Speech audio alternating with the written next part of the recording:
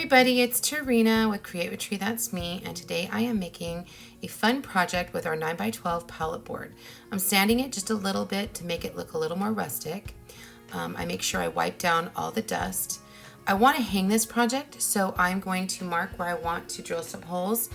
I'm using a 1/4 inch drill bit and drilling through the entire board so that I can later string that wire through and hang my project. I'm going to use some wax because this is a wooden surface. I just lightly put the wax over the top and then let it sit for a minute, and then I'm going to buff it to a nice soft finish. Next, I'm going to measure out some fabric for all of the little flags at the bottom of my project. I'm using a cutting pad and a cutting wheel to make sure that my fabric is nice and straight.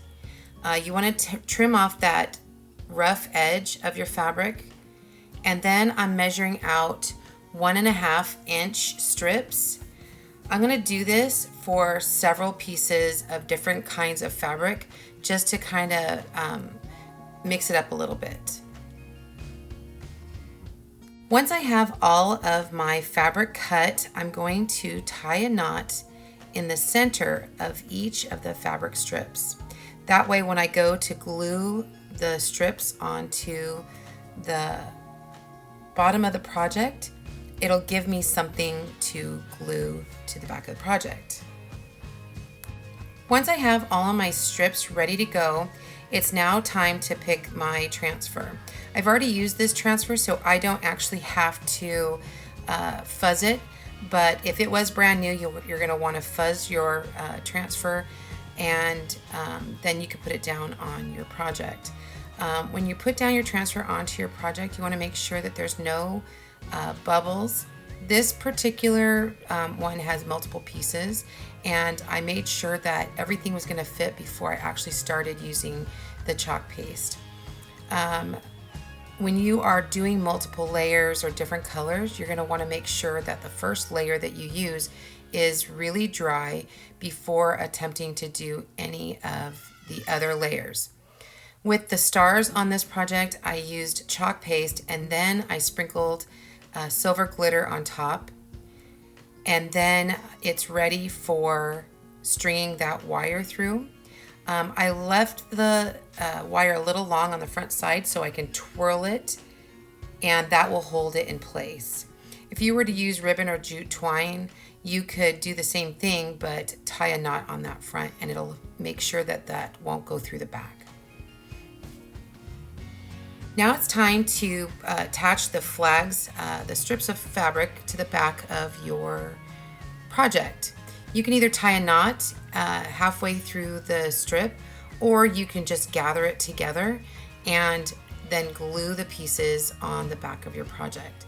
I'm using a pencil because hot glue is hot, and if you are gluing your pieces, you need to hold them in place, and you don't want to burn your fingers. So this is why I use a pencil. I use the eraser end of a pencil in order to hold that fabric in place until the glue is dry.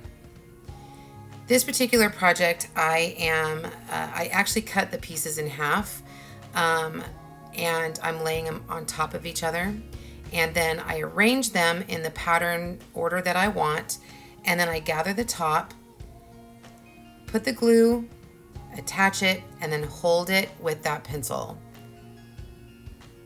That way, again, you're not going to burn your finger. And I do say this from experience.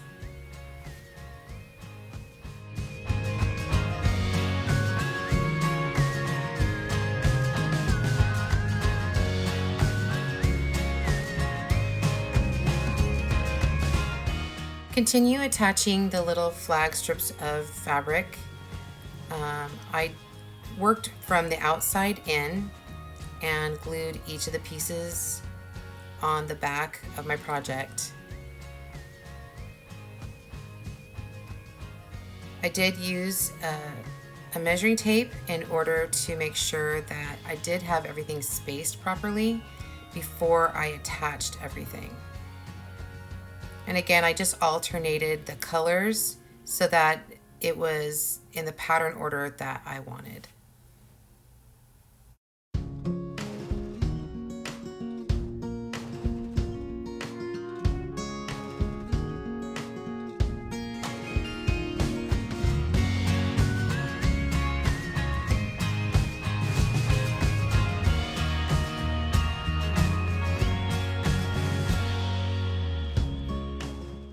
Once everything was glued and the glue was dry, I laid the fabric out really flat and then I trimmed the strips so that they were all about the same length.